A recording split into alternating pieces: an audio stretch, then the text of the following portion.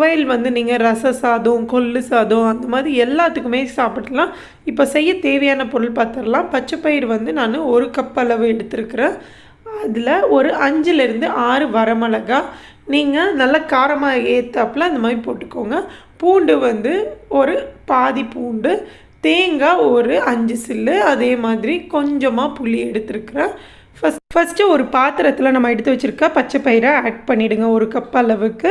அதை வந்து நல்லா ட்ரை ரோஸ்ட் பண்ணுங்கள். மீடியம் ஃப்ளேமில் வச்சுட்டு நல்லா நீங்கள் வறுக்கணும்.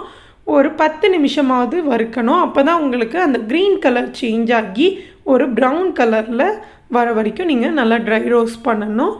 நீங்கள் பொதுவாக பச்சைப்பயிறு அப்படின்னா நம்ம வேக வச்சு தாளித்து சாப்பிட்ருப்போம், இல்லை கிரேவி மாதிரி செஞ்சுருப்போம், சம்டைம்ஸு ஸ்வீட் சுசியம் அந்த மாதிரி செய்வோம்.